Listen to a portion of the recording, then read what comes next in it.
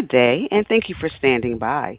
Welcome to NXP second quarter 2026 earnings conference call. At this time, all participants are on a listen-only mode. After the speaker's presentation, there'll be a question-and-answer session. To ask a question during the session, you need to press star 11 on your telephone. You will then hear an automated message advising your hand is raised. To withdraw your question, please press star 11 again. Please be advised that today's conference is being recorded. I would now like to turn the conference over to Jeff Palmer, Senior Vice President of Investor Relations. Please go ahead. Thank you, Lisa, and good morning, everyone. Welcome to NXP's second quarter earnings call. With me on the call today is Rafael Sotomayor, NXP's President and CEO, Bill Betz, our CFO, and Mike Lucarelli, our incoming Head of Investor Relations. The call today is being recorded and will be available for replay from our corporate website. Today's call will include forward-looking statements that involve risks and uncertainties that could cause NXP's results to differ materially from management's current expectations. These risks and uncertainties include, but are not limited to, statements regarding the macroeconomic impact on the specific end markets in which we operate, the sale of new and existing products, and our expectations for the financial results for the third quarter of 2026. NXP undertakes no obligation to revise or update publicly any forward-looking statements. For a full disclosure of forward-looking statements, please refer to our press release. Additionally, we will refer to certain non-GAAP financial measures, which are driven primarily by discrete events that management does not consider to be directly related to NXP's underlying core operating performance. Pursuant to Regulation G, NXP has provided reconciliations of the non-GAAP financial measures to the most directly comparable GAAP measures in our second quarter 2026 earnings press release, which will be furnished to the SEC on Form 8-K and is available on NXP's website in the Investor Relations section at nxp.com. Now I'll turn the call over to Rafael. Thank you, Jeff, and good afternoon. Our second quarter performance exceeded expectations once again, as the strong momentum we saw in the first quarter continued into Q2, setting the stage for a strong second half. Demand improved across all end markets, highlighted by strength in both our company-specific growth drivers and core business. This combination of secular and cyclical growth is enabling a durable revenue stream that expands margins and drives strong earnings growth. Our second quarter revenue was $3.5 billion, up 19% year-over-year. Non-GAAP operating margin of 35%, and non-GAAP EPS of $3.61, all exceeding the midpoint of our guidance. All end markets and regions grew versus the prior year. Our company-specific growth drivers grew in the mid-20% range year-over-year and represented roughly 1/3 of second quarter revenue. In addition, our core businesses increased in the high teens range year-over-year. That broad-based momentum is also contributing to our growth. Now, turning to end market performance. In automotive, revenue was $1.94 billion, up 12% year-over-year and slightly above expectations. Adjusted for the sales of the MEMS sensor business earlier this year, automotive growth was up 17% year-over-year. The company's specific growth drivers grew in the low 20% range year-on-year and represented 47% of the auto business. Growth was driven primarily by software-defined vehicle, electrification, and connectivity. SDV processor design wins continue to accelerate, including S32N and S32K series platforms. Additionally, we secure new design awards for our next-generation multi-gigabit Ethernet switches, purpose-built for SDV in-vehicle network architectures. These are multi-year platform commitments that expand NXP's content per vehicle. In industrial and IoT, revenue was $755 million, up 38% year-over-year and in line with our guidance. The company's specific growth drivers, which include our newest processing portfolio of i.MX and RT&MCX, grew at 40% year-on-year and represented 36% of the industrial and IoT business. Communication infrastructure revenue was $452 million, up 41% year-on-year at the high end of guidance. Growth was driven by digital networking exposure to data center and continued ramps of our UCODE RFID products. And lastly, mobile revenue was $351 million, up 6% year-over-year and in line with guidance, reflecting normal mid-year seasonal trends in our secure mobile transactions franchise. Now, turning to our data center exposure. 90 days ago, we quantified this exposure for the first time. To recap, 2025 revenue was approximately $200 million, and we expect to exceed $500 million in 2026. Our position is squarely in the control plane of AI infrastructure, the same domain where NXP has built deep expertise across vehicles and factories for decades, now operating at hyperscale infrastructure, specifically in two franchises.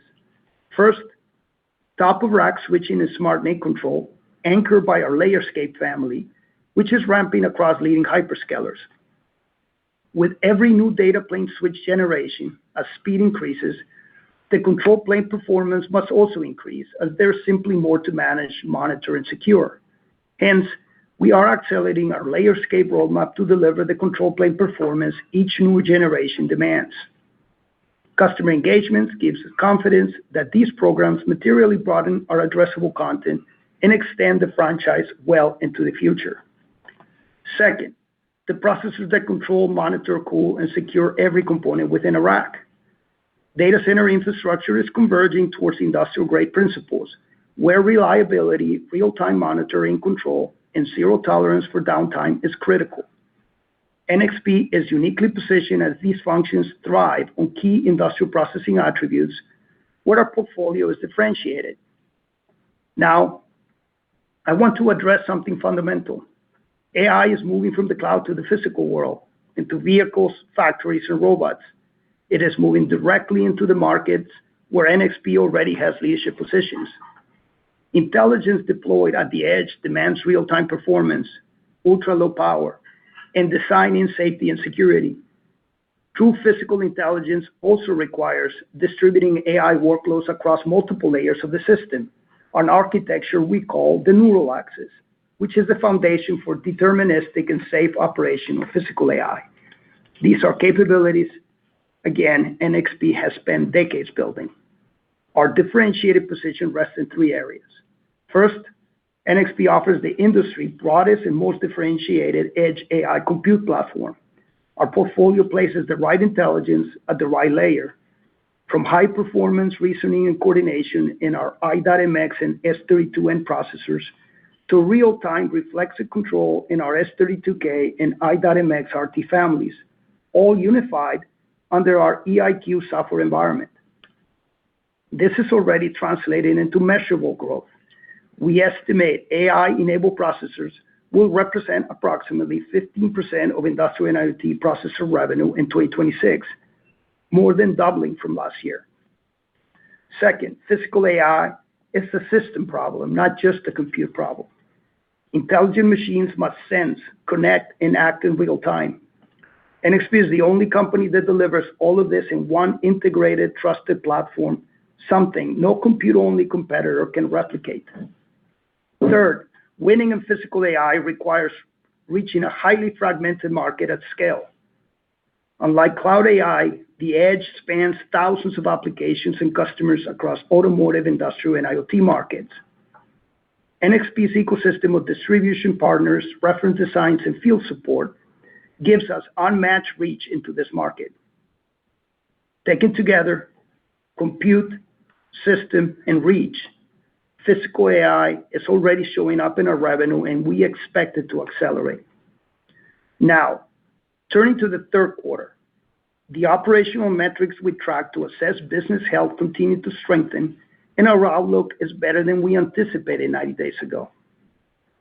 We are guiding third quarter revenue to $3.75 billion, up 21% year-over-year, adjusted for the MEMS sensor sale, and up 7% sequentially. We expect all regions and all end markets to be up sequentially, a reflection of expanded customer adoption of our differentiated portfolio. At the midpoint, we expect the following trends in our business during Q3. Automotive is expected to be up in the low double-digit % range year-over-year and up in the mid-single-digit range sequentially. Adjusted for the sales of the MEMS sensor business, our guidance implies a high teens percentage growth year-over-year. Industrial and IoT is expected to be up in the high 30% range year-over-year and up in the mid-single-digit range sequentially, continuing the strength we saw in Q2. Mobile is expected to be down in the mid-single-digit percent range year-over-year and up in the mid-teens digit range on a sequential basis. And finally, communications infrastructure and other is expected to be up about 50% year-over-year and up in the high single-digit range versus Q2 2026. What you saw this quarter, double-digit growth driven by company-specific growth drivers, and a 35% operating margin is the compounding result of staying disciplined on the right priorities. And now, I would like to pass the call to Bill for a review of our financial performance. Thank you, Rafael, and good afternoon to everyone on today's call. Q2 was a strong quarter with record revenue of $3.5 billion, up 19% year-on-year and 10% sequentially. All end markets performed above the midpoint of guidance, led by our company-specific growth drivers in software-defined vehicles, electrification, industrial edge processing, connectivity, and increasing data center content. Non-GAAP gross profit was $2.03 billion, an increase of $376 million or 23% year-on-year. Non-GAAP gross margin was 58%, in line with guidance and expanding approximately 150 basis points year-on-year and 90 basis points sequentially. Our gross margin performance reflects better product mix, improved factory utilization, and solid fall-through on higher revenue. Non-GAAP operating expenses were $794 million, or 22.7% of revenue, within our long-term operating model. Non-GAAP operating profit was $1.23 billion, up 31% year-on-year. Non-GAAP operating margin was 35.1%, expanding 310 basis points year-on-year and 40 basis points above the midpoint of guidance. Taken together, our second quarter results demonstrate that the margin expansion we are delivering is structural, driven by product mix, factory utilization discipline, and operational leverage across our fixed cost base. Below the line, non-GAAP interest expense was $87 million, taxes were $205 million, non-controlling interest was $15 million, and results from equity accounted investees were a $3 million loss, collectively in line with guidance. This resulted in non-GAAP earnings per share of $3.61, 11 cents above guidance. Turning to changes in cash, debt, and capital returns. Our balance sheet remains strong and provides flexibility to invest in our strategic priorities and hybrid manufacturing plans. We ended Q2 with $10.98 billion in total debt and $3.2 billion in cash. Net debt was $7.7 billion, or 1.5 times adjusted EBITDA, and our adjusted EBITDA interest coverage ratio was 15 times. In Q2, we returned $360 million to our owners, made up of $256 million in dividends and $104 million in share repurchases. We remain committed to our long-term capital allocation strategy, balancing returns to shareholders with disciplined investments in the business to support long-term profitable growth. Turning to working capital, our cash conversion cycle improved to 129 days from 140 days in Q1. Days of inventory improved to 156 from 165 days, inclusive of approximately 9 days of pre-builds for our planned front-end factory consolidations. Receivables were 33 days, and payables were 60 days, slightly better than last quarter.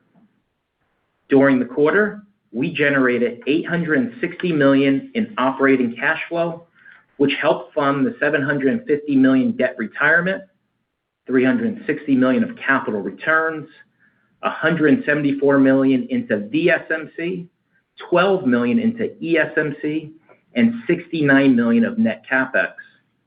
Taken together, we generated non-GAAP free cash flow of $791 million, or approximately 23% of revenue. On a trailing 12-month basis, free cash flow was approximately $2.8 billion, or 21% of revenue. Now, turning to our expectations for Q3. We expect revenue of $3.75 billion, plus or minus $100 million, which is up 18% year-on-year and 7% sequentially. We expect non-GAAP gross margin of 58.5%, plus or minus 50 basis points, which is up 150 basis points year-on-year and up 50 basis points sequentially, driven by the higher revenue and our manufacturing utilization. We expect operating expenses of $810 million, plus or minus $10 million. At the midpoint, this results in a non-GAAP operating margin of 36.9%. Below the line, we expect non-GAAP financial expenses to be approximately $85 million and our non-GAAP tax rate to be 18%. We expect non-controlling interest to be $15 million, including $5 million losses in our equity accounted investees for VSMC and ESMC. This implies Q3 non-GAAP earnings per share of $4.11 at the midpoint. Turning to Q3 uses of cash, we expect capital expenditures to be approximately 3% of revenue, with VSMC capacity access fee of $70 million and equity investment of $80 million. For ESMC, we expect equity investments of $30 million. This brings our cumulative investment in VSMC and ESMC to approximately $2.4 billion, or about 70% of the total planned commitment across the two joint ventures. At the midpoint of our Q3 guidance, the year-to-date revenue is $10.4 billion, up 17% versus the same period in 2025, and consistent with a double-digit growth trajectory. Our growth continues to be driven by the compounding effect of our company-specific growth drivers and the return to expansion of our core franchises. We remain confident that we will deliver on our financial commitments. I would like to now turn the call back to the operator for your questions.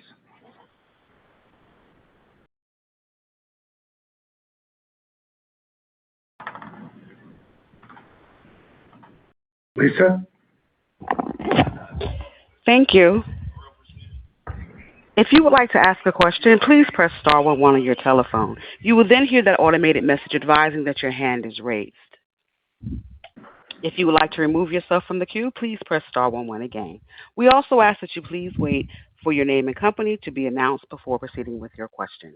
One moment while we compile the Q&A roster.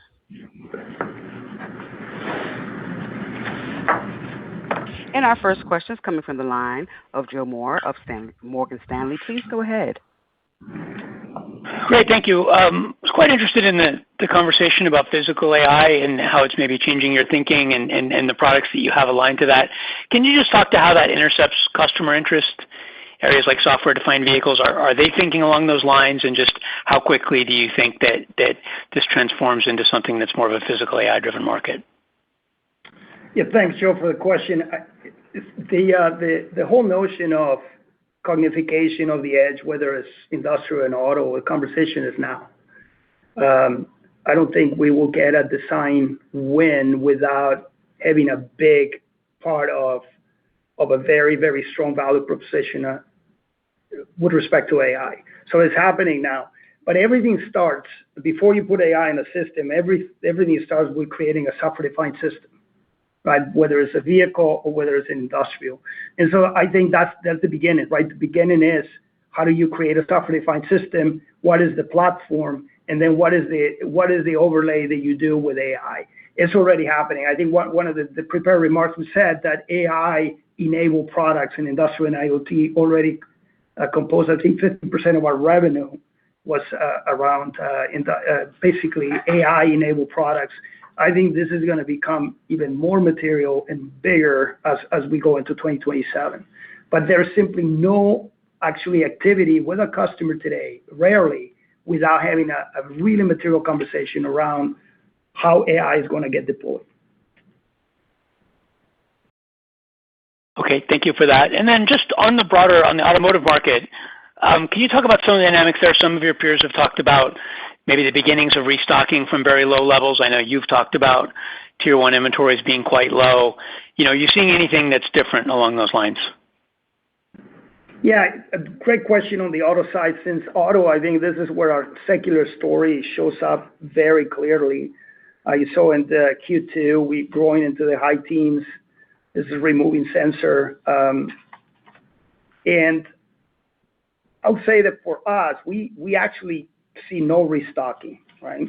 What we see in what's driving our revenue, if you look at it, our accelerated growth drivers grew 22% this year, as we stated. They're becoming almost close to half of the revenue. The drive there is around content. Is around content driven by an architecture transformation that SDV is doing with the vehicles. And we have aligned our roadmap to lead this architecture shift towards SDV. Which, by the way, is still in early phases of adoption. I don't think necessarily auto is about restocking or is it about cycle. I think this is compounding on content, and I think we're very well positioned with our SDV roadmap. Great, thank you. Thank you. One moment for the next question. Our next question is coming from the line of Matthew Prisco of Cantor. Please go ahead. Hey guys, thanks for taking the question.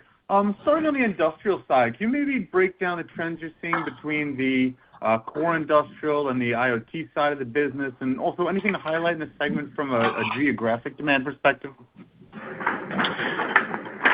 The industrial, I think you saw the industrial growth is quite strong and is growing and I think in the what is it, the high 30s into Q2. The industrial and IoT, the accelerated growth drivers were in the 40% range year-on-year for Q2, Matthew. But also what's happening in the core business is coming back. And you see that our core business also grew in the high 30s.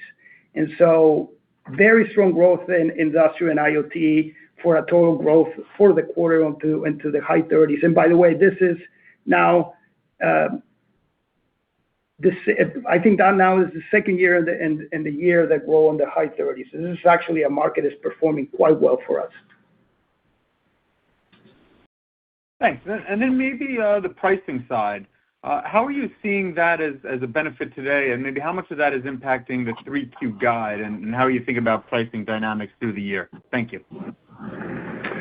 Yeah, I think your question highlights something that has been on the press quite a lot, which is this issue that all of us are facing with respect to inflationary pressure. And I'll start the answer by saying our first move is always to mitigate, the price pressure through operational efficiency. We did make some price adjustments to selected products. These adjustments are not across the board. Price for Q2 was essentially neutral.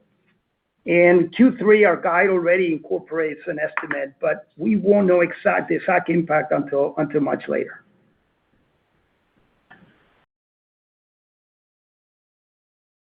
One moment for the next question. And our next question is coming from the line of François Bourgeois of UBS. Please go ahead. Thank you very much. My first question is on SDVs. Is it possible to get an update on where you are in terms of revenues? I believe you said that it represented $1 billion revenues in 2024, and you expect it to double to $2 billion in 2027 to reach your targets. And you said that SDV is doing very well with high growth. Can you maybe help us quantify it for this year, or the growth rate? Anything on that would be great. That's my first question. No, thank you, Francois. Just to maybe recap what we said, right? The accelerated growth drivers in automotive, they grew 22% in Q2 year-on-year, and they become close to 50% of the total revenue of the company. SDV is the highest growing part of the accelerated growth drivers. Remember, we have radar, electrification, connectivity, and SDV, and SDV is the one is performing the best. And obviously, that is the driver for the architecture transformation that is happening in automotive. And we're very well positioned with respect to our roadmap. What is even more encouraging to think about this is that the current outperformance in auto, and I think our auto business is doing quite well, is happening without our latest products. S32N, 5-nanometer products, the S32K5, which is our flagship Sono products, and 60-nanometer, they haven't even begun ramping yet. And so they're in design win phase. And so I think we're quite encouraged about the performance of our SDV portfolio because there are more to come with the next generation products. Thank you, Rafael. And my follow-up would be, again, on the automotive side. I mean, you guided Q3 mid-single digit quarter-on-quarter, if I'm not mistaken, which seems to be like roughly in line with what we have seen before. I mean, if I look at your 9-year seasonality, it was even a bit higher than 5%. So it doesn't, translate so much the automotive recovery when we look at the quarter-on-quarter pattern, if that makes sense. So year-on-year, yes, because maybe you destocked last year, but we don't see a strong recovery that maybe one would expect when we hear TI, STM. Is there any drag we should be aware of, that is limiting your growth, or it just to come, or it could come later? Well, Francois, I mean, the way we look at our business, given the fact that more and more of the revenue in automotive is driven by the accelerated growth drivers, is year-on-year. Because year-on-year, this is where true content growth shows up. You will always have sequentially a blur product ramps. And so I think the better way to look at it is to look at a growth year-on-year.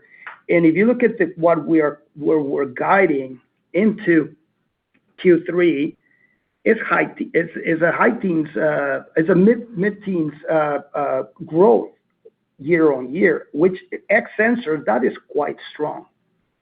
And it's above our model. Makes sense. Thank you, Rafael. Thank you. One moment for the next question. Our next question is coming from the line of Vivek Arya of Bank of America Securities. Please go ahead. Thank you for taking my question. Rafael, historically, NXP visibility has kind of been, a quarter plus or so. And I'm curious, how far does your visibility extend right now? Which areas would you say you have better visibility, and where do you see lead times stretching out?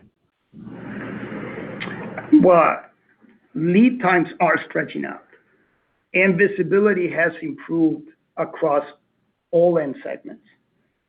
We have better visibility into Q4. We have visibility into Q1, and we've seen that really happen. Basically, visibility has improved throughout the year, Vivek. Yeah, maybe I just add to what Rafael said versus 90 days ago, some of those other health signals that we measure internally. Rafael is absolutely correct. Our backlog continues to grow Q1, Q+2, Q+3. So we have a signal of 18 months out. Our distribution backlogs, when we look into their books, they continue to follow similar patterns as ours. Clearly, our book-to-bill ratio is above 1, and it's above last quarter again.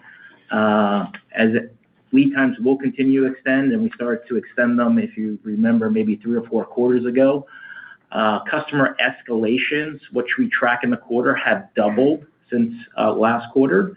So everything, all the signals continue to show, even the turn parts that we get, the late orders in the quarter continue to climb as well. So everything much better or continues to improve versus 90 days ago.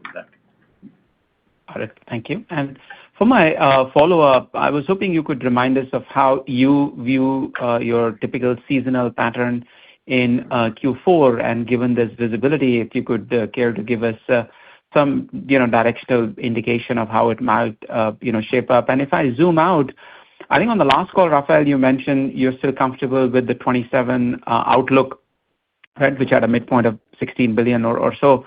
But at that time, when you had given that outlook, data center was not expected to be a big driver, and now data center is a bigger driver. So is there a different way we should think about the NXP prospects for 27, including the upside from data center? Thank you. All right. I think, Vivek, you're essentially asking me to guide Q4 in 2027. So I'm gonna pick your Q4 number real quick. Listen, I think what you're asking me with Q4 is one way to ask me to guide. As you know, we guide one quarter at a time. But I'll leave it with the following. I think we feel very good what's happening right now with our business, right? The signals that we track, they're all pointing in the right way. And I think Bill mentioned some of these signals, right? Their orders continue to strengthen, backlog continues to build, and very importantly for 2027, I think design win ramps are going to climb. So we like the momentum, and I think that we're not going to give you a Q4 number, but I'll give you that the momentum that we have into Q3 continues into Q4. And then with respect to 27, I think that the strength of the business and the strength that we have into 2026, it only translates to a strong 2027.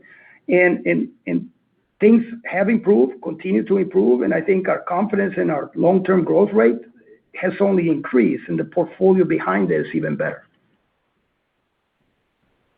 Thank you. Thank you. One moment for the next question.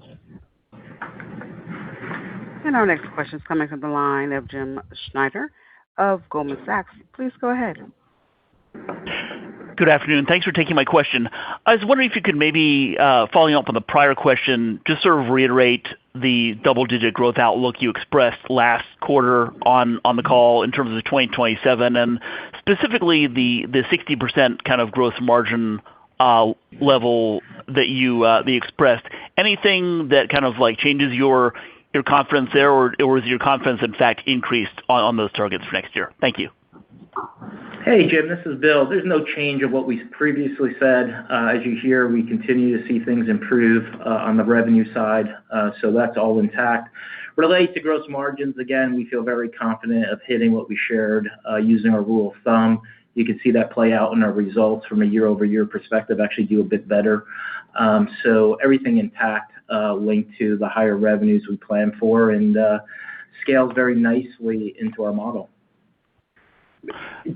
Jim, let me, with respect to 27, I think that the right way to think about 2027, right, is the way we think about it, and we're excited about the strength that we have in 2026, is the runway that we have ahead, the opportunity that we have ahead, and our ability to compound into it. I think I mentioned it before. One of the perspectives that we take is we have this strength in the newest products in automotive have not even launched. And physical AI is in early stages, right, of basically design-ins, and the heavy deployments have not even started. And so I think 2027, right now, we're looking at a very constructive manner, and it really underpins our long-term growth rates that we have established. Thank you. Yeah, maybe I just build on that because what Rafael said about physical AI, I know he shared about the 15% enablement, more than doubling. There's another metric we do track, as he mentions, early innings. As you all know, we acquired an asset called Canara, and the design win funnel that we shared with you of the engagements, the excitement, the amount of input we're getting from our customers, that grew last quarter to over $1 billion. I would say this quarter it's sitting over $1.5 billion in the funnel. And obviously we'll have to convert those into design wins, but that's a leading indicator. Again, it's an early inning stage for physical AI, and we're excited about it. Just to add to that, Bill, we have that $1.5 billion pipeline represents over 200 unique and distinct customers. So it's very broad-based, Jim. Thanks. And then as just a quick follow-up, can you maybe comment on what channel inventories did in the quarter, what you're expecting for next quarter in terms of weeks, et cetera? Yeah, no, like we said in the past, we want to run in that target. It was 11 weeks. It was 11 weeks last quarter, so we feel good about it and make sure we service our customers and get our fair share of market share. Thank you. One moment for the next question, please. Next question is coming from the line of Joshua Buchalter of TD Cowen. Please go ahead. Hey, guys. Thank you for taking my question. Maybe following up on Francois's question from earlier, you've had a couple of your peers very clearly call out restocking in the auto market. You guys, during this past cycle, I think for good reason, were conservative with inventory on your books and in the channel. I guess, is there anything about your portfolio that makes it where a reason why you would see restocking later, or is there any conservatism on your part that's driving the comment about not seeing restocking? Thank you. Yeah, Joshua. Hey, this is Bill. I think one of the unique things about NXP is our company-specific growth drivers, where Rafael shared in his prepared remarks that 47% is coming from this content that is typically, I would say, 3 times larger than our core.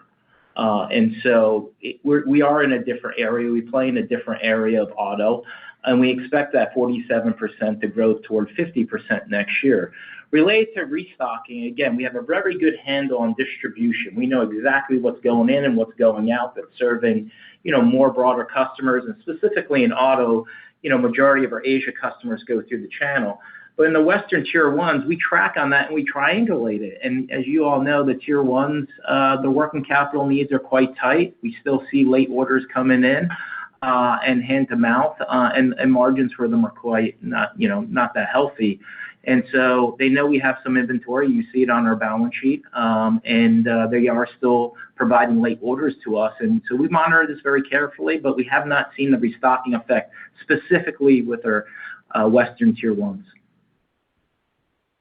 Okay, thank you. I appreciate that. And then I guess I'm hoping to ask about gross margins in the second half. I think on the previous call you talked about utilization rates going from the low 80s to the mid 80s. Is that sort of still the right metric to think about as we continue in this upcycle? And as we think about the third quarter gross margin guide, last quarter you called out some higher, I think, wafer access fees that could potentially impact you. Did those play any role in the quarter or the guide? Thank you. Sure. Let me first address. So obviously our gross margins are doing quite well. From Q1, year over year, they're up 150 basis points. Last year, they're going up another 150 basis points. And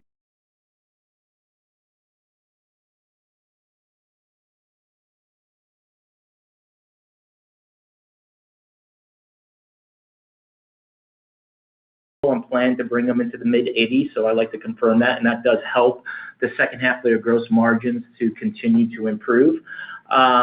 And related to increased costs from foundries and access fees, we haven't seen that play out yet. That's something more, I would think, that comes into us maybe in Q4, but more in 2027 when we enter into new agreements with our foundry partners. Yeah. And Josh, what we said last quarter was we did see inflationary input costs on back-end type of things. So piece parts, substrates, precious metals, things like that. But in terms of wafers on the front end, we operate within kind of a boundary condition, an envelope. As long as we operate within that envelope agreed to with our partners, we don't see tactical price increases. If we go outside of that envelope, yes, we would see price increases, and we would then have to pass that along to our customers. Got it. Thank you both. Appreciate it. Thanks, Josh. Thank you. One moment for the next question. Our next question is coming from the line of Tom O'Malley of Barclays. Please go ahead. Hey, thanks for taking my question. Rafael, I wanted to dive back into the Kinara commentary. So the funnel's expanding, going to $1.5 billion. You've seen in the industry a lot of acquisitions taking place, both Synaptics and now Halo. So do you think that these acquisitions are going after that same area that you guys have already kind of targeted? And then when you look at the TAM and how big that can be, maybe could you try to size what that market looks like in a couple of years, just because the funnel would indicate it's a pretty large opportunity? Indeed. I think you pointed out to basically the acquisitions that I think you mentioned is just a confirmation of our strategy. The cognification of the edge is happening, and I think you are not able to play without having a strong AI platform and a strong AI roadmap. Yes, I think that's exactly the case. I think we do believe that our platform that we have and the asset that we acquire now has been incorporated into NXP roadmap is best in class. We have incorporated now that IP of AI into monolithic integration into our i.MX processors and our S32N platform in automotive. We are discussing how to actually kind of engage with customers on a discrete MPU, which attaches to other platforms, even non-NXP. Not only that, we're developing a very complex AI framework, software framework, which includes now agentic AI, which is going to be the way that the edge becomes completely autonomous. Is now, while other companies are acquiring assets and trying to integrate them, we are trying to evolve into what is going to be the next phase of AI, which we strongly believe is going to be the deployment of AI and agentic AI. Thank you. On the auto side, I know that you're saying that you're not seeing tier ones bringing back up inventory, but I know that kind of around the last quarter, there was a great variation among your customers, where some were well below kind of the standard channel number of weeks, and then some are well above. Have you at least seen some normalization there, where there's been some standardization around that 11-week mark, both at end customer and maybe at disti? You can comment on the metrics as you will, but or do you still see this big disparity where some people really aren't getting it? I just want to see if there's still some normalization yet to come, is the genesis of the question. Yeah. Hey, Tom. It's similar to what we've seen in the previous quarters. There is a dislocation between low and high. There's a mix for whatever reasons, how they want to control their own working capital and so forth. So no change there. But we track this very carefully. We're just basically finally, I think in Q4, Q1, we were finally shipping to real end demand. Inventory digestion is behind us, but we have not seen any pull forwards or restocking efforts specifically with their tier ones in the Western world.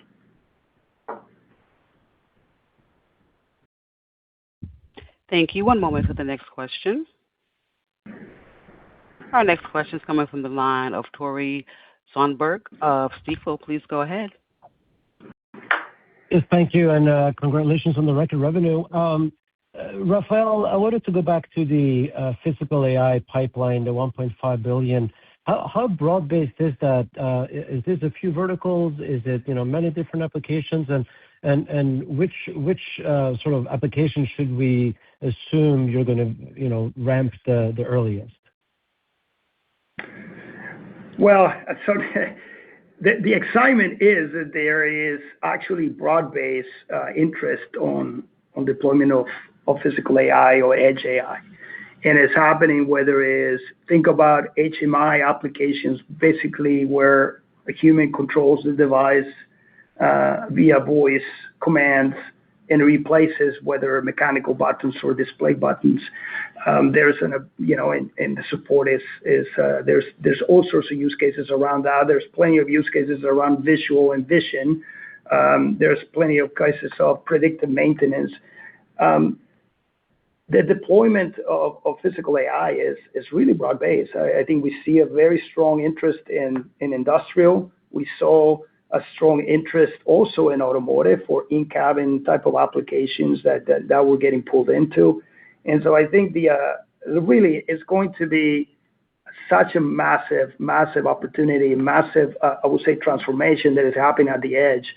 And it's going to be physical AI, we've determined is the driver for content growth in industrial, and it's also an additional content driver for automotive moving forward.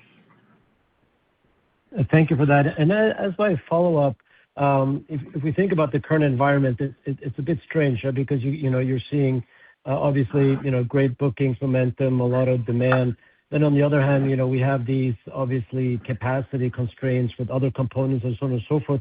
So I'm just wondering, Are you seeing any of that, potentially impacting, some of your customers' demand? Meaning, they want to do more, but they can't because there's shortages of other components?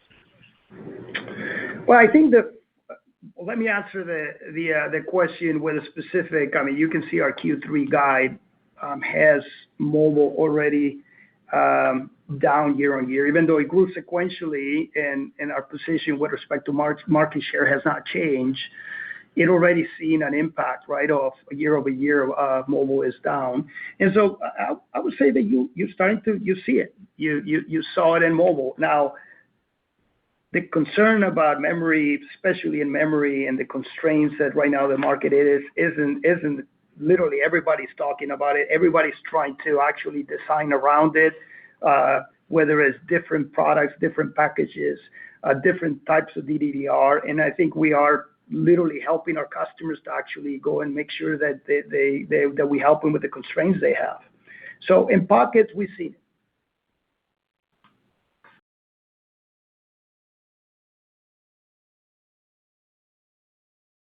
Lisa, we'll take the next question. Thank you. One moment.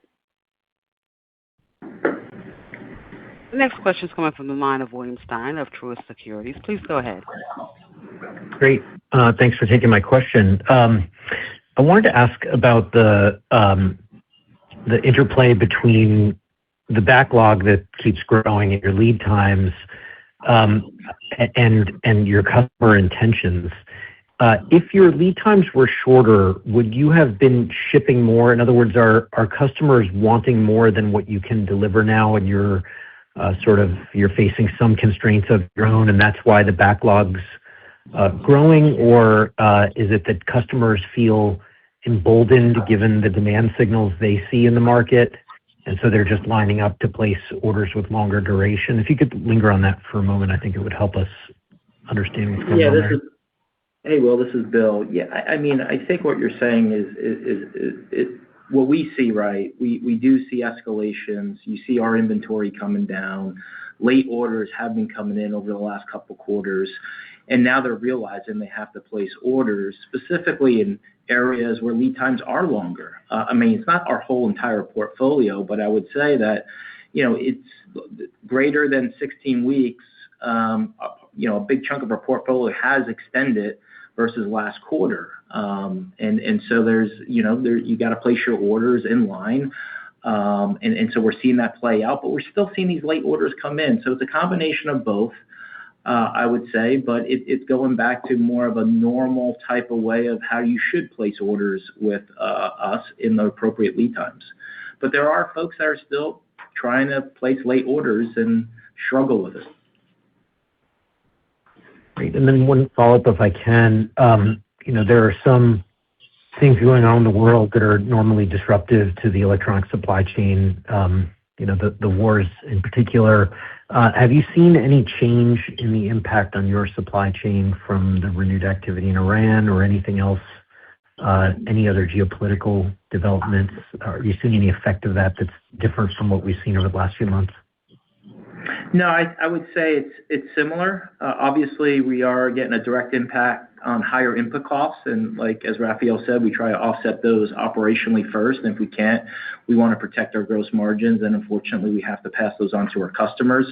So that's been the mode we start to work in, and we start to see this in Q2. We're in the mode of Q3 related to it.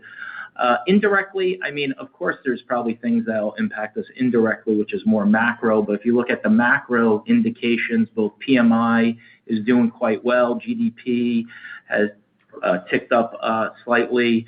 Next year's GDP, as you know, is sitting at 3.2 versus today's, I believe, 2.5 or 2.6. So, I mean, it's a balance, I would say. And so we see the macro signals, we see our own internal signals, and we just want to make sure that we're there to support our customers and provide the value for them. Thanks. Thanks. And Lisa, we'll take our last question here today. Thank you. And that last question will be coming from the line of Chris Caso of Wolfe Research. Please go ahead. Yes, thank you.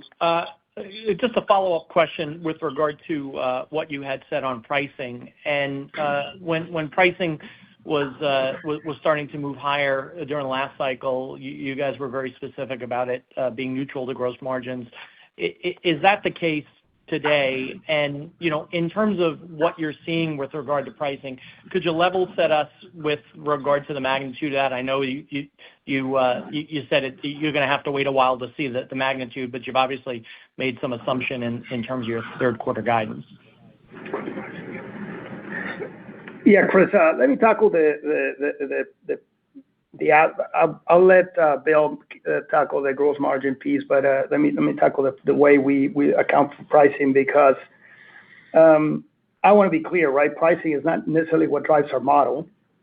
The driver is content growth. It's architecture-led content growth per system, and so that's the main driver for our revenue.